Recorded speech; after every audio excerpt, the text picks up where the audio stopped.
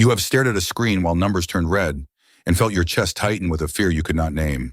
On one particular morning in October, that fear was visible on every face in the building, except one. Marcus gripped his desk as the index fell 3% in 7 minutes, his instincts firing like a struck match. Diane sat 2 desks away, watching the same collapse, her coffee cup raised halfway, completely unmoved. Every trader around them was selling, panic spreading desk to desk like a lit fuse racing toward an explosion. Marcus felt the pull, that ancient wired-in scream to flee when the herd runs, and it was already winning. Diane did not feel the pull, and that absence of feeling, invisible and unremarkable, was already her greatest asset. 2 people, one crashing market, and a gap already opening between them that would define the next 20 years.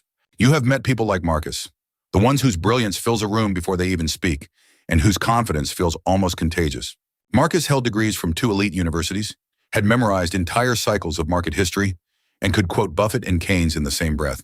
His early trades were legendary at the firm, the kind of calls that made senior partners stop mid-conversation and actually listen to a junior analyst.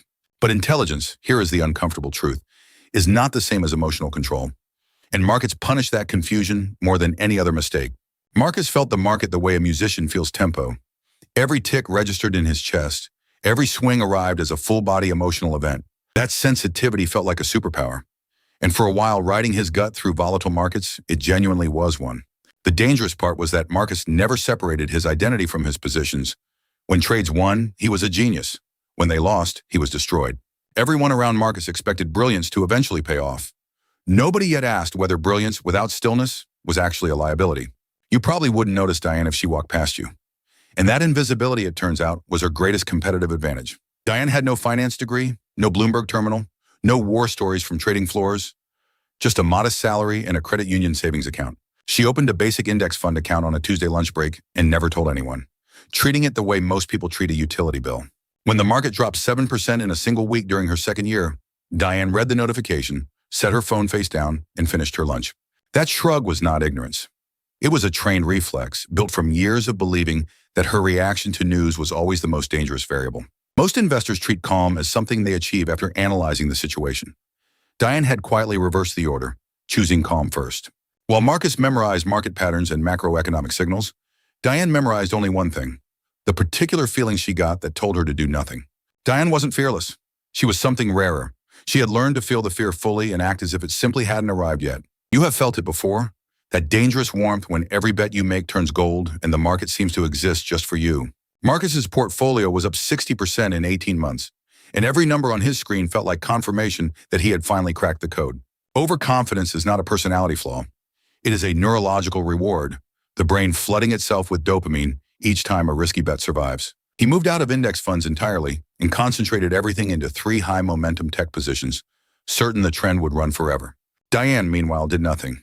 And doing nothing in a bull market feels like the most embarrassing possible response to obvious opportunity. Her index funds climbed steadily with the market. Not spectacularly, not thrillingly, just quietly and without drama, like water finding its level. The gap between them was no longer just financial. It was emotional, the chasm between someone consumed by the market and someone unbothered by it. The bull market was not testing who was smartest.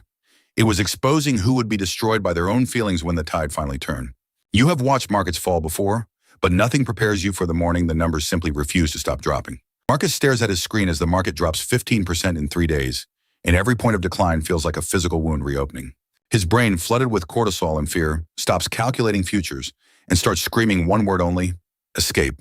Marcus sells everything in at the exact bottom, locking in catastrophic losses that 2 decades of gains cannot fully repair. Across the city, Diane opens the same news, reads the same catastrophic headlines, and feels almost nothing. It is not courage keeping Diane in her position. It is simply the absence of the panic signal her brain never learned to broadcast. By holding through the crash, Diane unknowingly secures the recovery gains that will compound into her most defining financial decade. The greatest financial decisions are rarely made with heroic resolve. They are made by those who simply could not feel the urge to flee. You are not a bad investor because you lack information.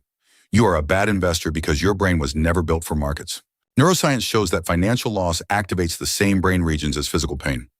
Marcus felt the market crash in his body, not just his mind. Behavioral finance calls it loss aversion. Losses feel roughly twice as powerful as equivalent gains, hijacking rational decision-making completely. Every time Marcus checked his portfolio during the crash, he was pouring gasoline on an emotional fire his brain could not extinguish. Diane's emotional flatness was not indifference. It was the rarest neurological gift in investing, a quieter amygdala response under threat. Studies confirm that investors who checked their portfolios least frequently during downturns consistently earned the highest long-term returns. Inaction was the strategy. Marcus's intelligence was real, his research was sound, but the moment the crash hit, cortisol and adrenaline rewrote his every rational conclusion. The market does not reward who thinks hardest under pressure. It rewards whoever feels least, and that truth will cost most people everything.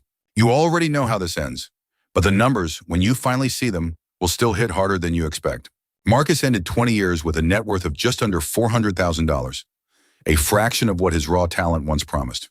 Diane, who never once outthought the market, sat at retirement with a portfolio worth $4.3 million. The gap between them was not intelligence, not information, not timing. It was compounding left completely undisturbed for 2 decades. Every time Marcus overrode the plan, panic selling in 2008, chasing crypto in 2017, he permanently erased years of compounding. Diane never felt brave or clever. She simply never felt the urge to act when fear or greed arrived screaming. $4.3 million is not a reward for genius. It is the mathematical output of doing almost nothing, repeatedly. 20 years apart, one truth closes the distance. The portfolio that grew was always the one its owner refused to touch. You have spent years believing the sharpest mind wins, but Marcus finally understands the game was never about intelligence at all. Marcus sits alone with Diane's 20-year record spread before him, and the silence of those numbers is louder than any market crash he ever survived. The insight arrives not as a thunderclap, but as a whisper. Emotional neutrality was never Diane's weakness. It was her most carefully built skill. Most people treat their emotional reactions as facts about the world, but Diane long ago understood they are only noise inside her own skull. Emotional discipline is not about feeling less. It is about refusing to let temporary feelings make permanent financial decisions, a choice anyone can train. Marcus picks up a pen and begins writing. Not a trade order, but a personal rule. When I feel certain, I will wait 24 hours. Diane never had a gift. She had a system, built rule by rule over years, and every investor in this story's audience can build the same. The greatest edge in investing is not what you know or when you act. It is the rare, trainable power to feel nothing when the market screams loudest.